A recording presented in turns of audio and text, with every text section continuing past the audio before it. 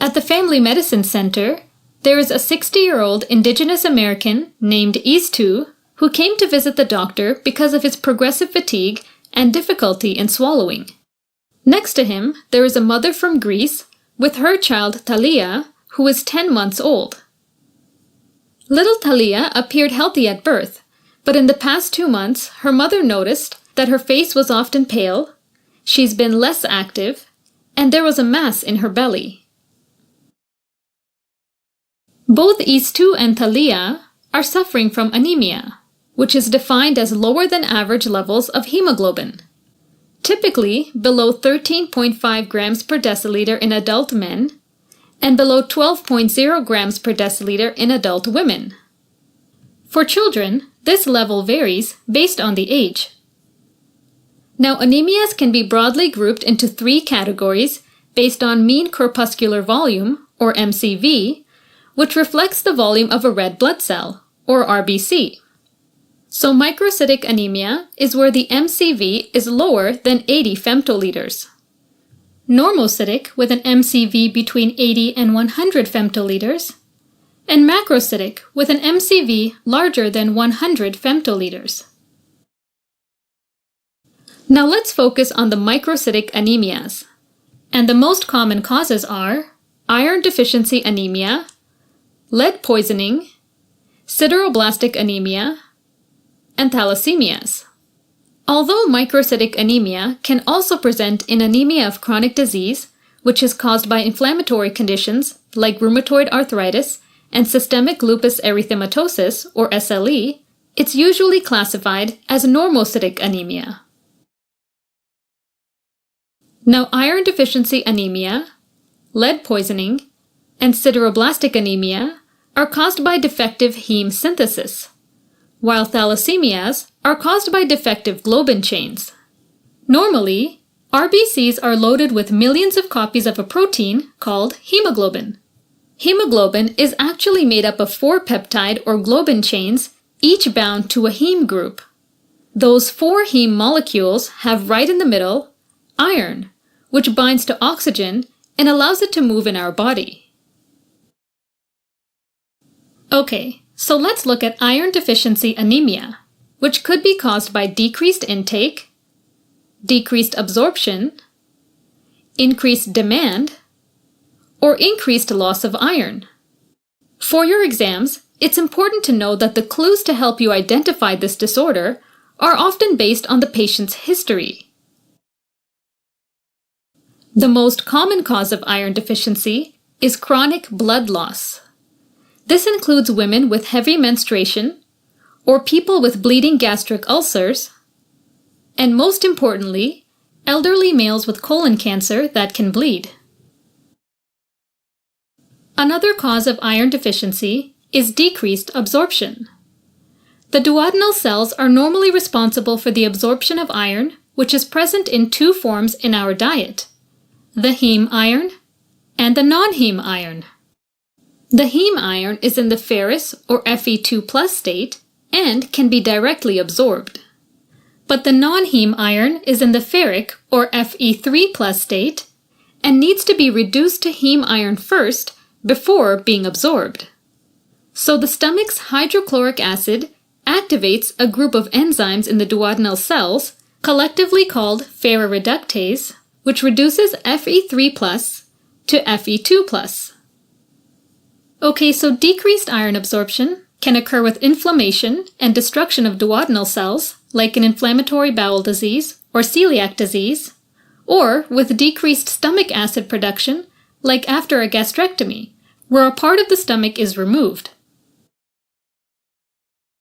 Next, malnutrition, which sometimes happens with infants and vegans, and increased iron demand, like during pregnancy, can also cause iron deficiency anemia. So whatever the cause, we end up with a decrease in the body's iron stores, leading to decreased heme synthesis. And since iron plays a significant role in the formation of heme, this leads to impaired hemoglobin production and ultimately anemia. And normally, there's a low level of free erythrocyte protoporphyrin, or FEP, in red blood cells, since this is a precursor to heme. So when there's a defect in heme synthesis, these precursors build up, and it's a good indicator for iron deficiency. The peripheral blood smear shows RBCs that are microcytic, since there's not enough hemoglobin for a normal-sized RBC, and the bone marrow starts pumping out smaller cells. They are also hypochromic, since they contain less hemoglobin and look more pale. Okay, another important fact is that the red blood cell distribution width, or RDW, is high. This is because we get a mix of normal-sized cells from before the iron deficiency and newly produced microcytic cells. Okay, moving on. If someone is chronically exposed to lead, usually children ingesting lead-containing paint chips, or adults who inhale lead while working in mines or industry, they can get lead poisoning. Lead inhibits delta-aminolevulinic acid, or delta-ALA, dehydratase, and ferrochelatase, two important enzymes in the heme synthesis pathway. It's important to remember that lead also inhibits rRNA degradation, causing old rRNA to accumulate inside the RBCs, forming tiny aggregates that are dispersed throughout the cytoplasm, and this is referred to as stippling. Once again, this affects heme synthesis, so free erythrocyte protoporphyrin, or FEP, builds up. On a peripheral blood smear, these aggregates stain blue, so they are basophilic, and we call this basophilic stippling. Now, just like iron deficiency anemia, there's a decrease in hemoglobin synthesis, so we get microcytic and hypochromic RBCs. The RDW is high because we also get a mix of normal-sized cells produced before the lead poisoning and newly produced microcytic cells. Next up is sideroblastic anemia, where sidero means iron and refers to iron accumulation in the mitochondria, and blast refers to the nucleated precursors of RBCs called erythroblasts. Sideroblastic anemia can be genetic or acquired. X-linked defect in ALA synthase gene is a genetic cause. ALA synthase normally catalyzes the first reaction in the heme biosynthetic pathway, and a defect in this enzyme prevents iron from being incorporated into heme, and they build up in the mitochondria. The acquired causes include pyridoxine or vitamin B6 deficiency, since ALA synthase uses vitamin B6 as a cofactor. For your exams, vitamin B6 deficiency commonly occurs as a result of isoniazid, which binds and inactivates vitamin B6. Myelodysplastic syndrome is an acquired cause of sideroblastic anemia, where the blood-forming cells in the bone marrow do not mature normally and become dysplastic. It's important to know that this increases the risk of developing hematological malignancies like acute myeloid leukemia. Other acquired causes include chronic alcohol use, lead poisoning, vitamin B6 deficiency, copper deficiency, and drugs like isoniazid and chloramphenicol. Remember for your test that these are reversible causes. On a peripheral blood smear, we get microcytic, hypochromic RBCs, and basophilic stippling, so it's similar to lead poisoning. However, the specific test to use is the Prussian blue stain, which shows the lead-laden mitochondria forming a ring around the nucleus, giving the classic ringed sideroblast appearance.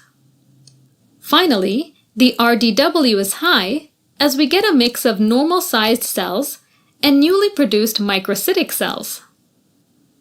Okay, moving on to thalassemias, where there's a deficiency or absence in the production of the globin chains of hemoglobin.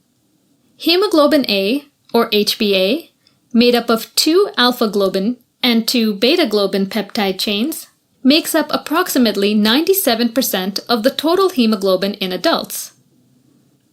Hemoglobin A2, or HbA2, which is made up of 2 alpha globin and 2 delta globin chains, makes up approximately 2.5% of total hemoglobin. Now hemoglobin F, or HbF, made up of 2 alpha globin and 2 gamma globin peptide chains, is the primary hemoglobin of the fetus, but makes up less than 1% in adults. In alpha thalassemia, there is a mutation in the genes that code for alpha globin chains, while in beta thalassemia, there is a mutation in the genes that code for the beta globin chains. Now in alpha thalassemia minima, there's one defective alpha gene, usually causing no symptoms. In alpha thalassemia minor, there are 2 defective alpha genes, causing mild, microcytic, hypochromic anemia. This can either be caused by a cis deletion, where mutated genes are on the same chromosome, or a transdeletion, when the mutated genes are on 2 different chromosomes. Cis deletion variants are more prevalent in Asian populations, whereas transdeletion variants are more prevalent in African populations. If 3 alpha genes are defective, it is hemoglobin H disease, or HbH, with moderate to severe microcytic hyperchromic anemia. And if all 4 alpha genes are defective, it's called hemoglobin Bart's disease, or HB Bart's, and the fetus dies in utero.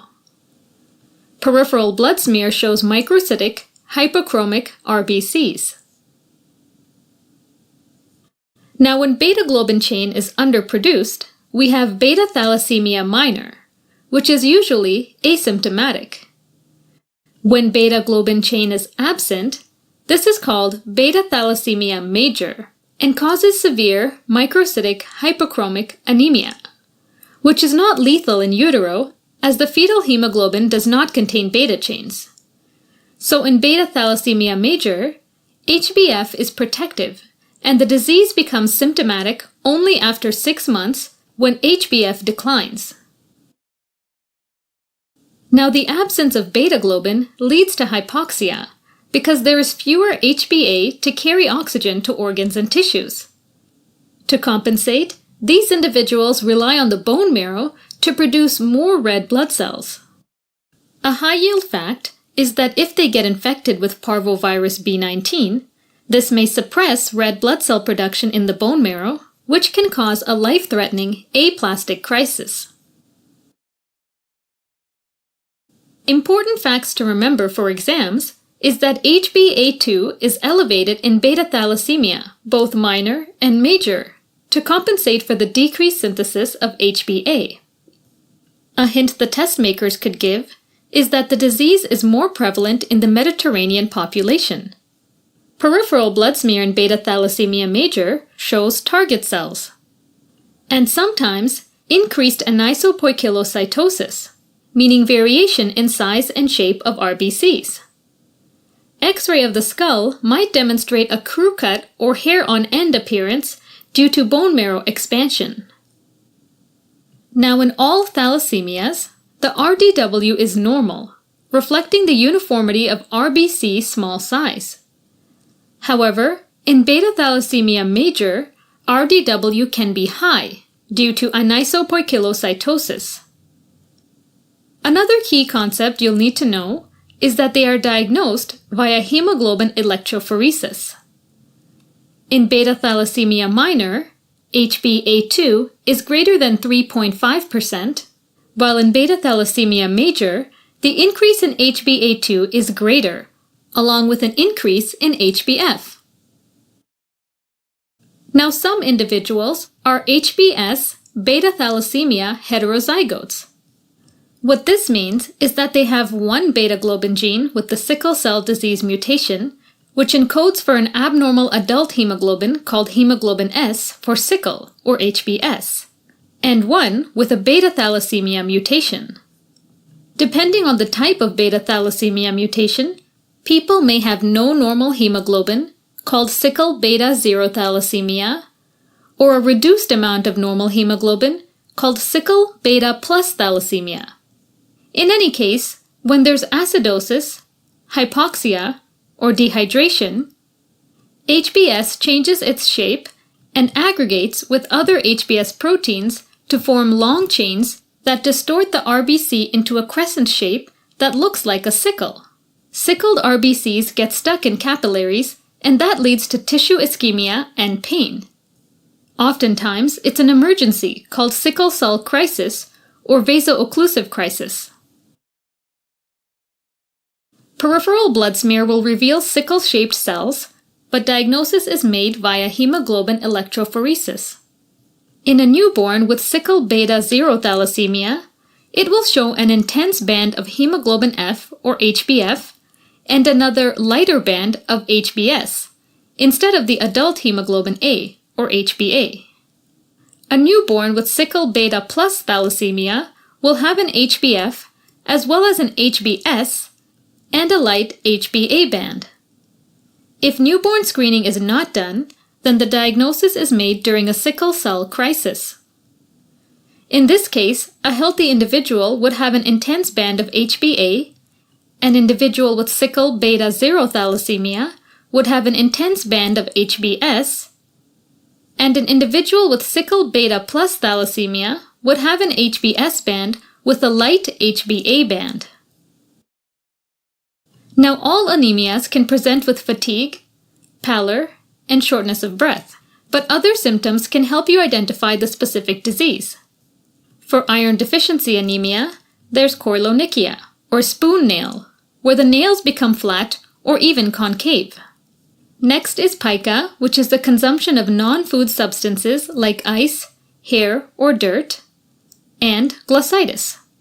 Plummer-Vinson syndrome is also associated with iron deficiency and presents with chylosis and dysphagia due to esophageal webs. Lead poisoning can present with abdominal pain or colic, constipation, and in severe cases with neurologic signs due to encephalopathy.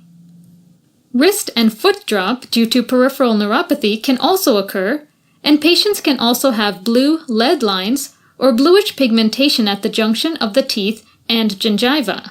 Now, in beta thalassemia major, patients can have skeletal deformities caused by bone marrow expansion. This leads to chipmunk facies, meaning enlarged forehead and cheeks. Now, the body will also undergo extramedullary hematopoiesis, where the liver and spleen will try to produce extra red blood cells, and this can cause hepatosplenomegaly. HbS beta thalassemia heterozygotes have mild to moderate sickle cell disease symptoms. These include acute complications like sickle cell crises, causing a variety of problems like avascular bone necrosis, stroke, acute chest syndrome, renal dysfunction, and priapism. Another acute complication is splenic sequestration. Chronic complications include growth and developmental delay, learning and behavior issues, pulmonary hypertension, and chronic kidney disease. Now, it's important to remember the iron studies values, since they might be the best clues for identifying the cause of a microcytic anemia. Iron studies include serum iron, ferritin, a marker of iron stores, transferrin, a molecule that transports iron in the blood, and TIBC, total iron binding capacity, which indicates the amount of unbound transferrin in the blood. Now, in iron deficiency, there's low serum iron, so there's nothing to store, meaning low ferritin. Now remember that ferritin is an acute phase reactant, so it could be elevated during infections and chronic illnesses. The liver makes more transferrin since the body wants to shuttle as much of the available iron as possible, and since there's so little iron, the TIBC is increased. In sideroblastic anemia, there's plenty of iron, but it can't be used to make heme. So there's high serum iron, high ferritin, but normal or low transferrin, and TIBC. In thalassemias, there's high serum iron, high ferritin, and low transferrin and TIBC. Iron overload occurs in thalassemias due to ineffective erythropoiesis and from the multiple blood transfusions used to treat the disorder. In lead poisoning, iron studies are normal. Alright, now treatment for iron deficiency anemia includes addressing the cause and giving oral iron supplements. For lead poisoning, first-line treatments include chelating agents, which trap free lead and sweep it away through feces or urine. These are dimercaprol and EDTA for adults and Succimer for children. For sideroblastic anemia, treatment involves removal of toxins if there are any and administering pyridoxine. Finally, patients with mild thalassemia don't need treatment, while patients with severe thalassemia are treated with blood transfusions. Okay, to review. Microcytic anemias can occur when there's a problem in synthesizing one of the two main components of hemoglobin, heme and the globin chains. There are many disorders that affect heme synthesis, and iron deficiency anemia is the most common. Sideroblastic anemia and lead poisoning also fall under this category. Thalassemia, on the other hand, affects globin chain synthesis and could be alpha or beta depending on which type of globin chain is affected. A diagnosis can be made based on iron studies and electrophoresis, but also consider the other symptoms and lab findings. Now back to the patients. Due to his age, IS-2 most likely has iron deficiency anemia due to colon cancer. He also has Plummer-Vinson syndrome, which is causing his dysphagia. This can be confirmed with iron studies, and it's important to order a colonoscopy to check for colorectal carcinoma. Meanwhile, Talia probably has beta thalassemia, as symptoms started 6 months after birth due to the decline in HbF. Another hint is that this disorder is more prevalent in the Mediterranean population, like the Greeks. The mass in her belly is due to hepatosplenomegaly, and a hemoglobin electrophoresis will confirm the diagnosis.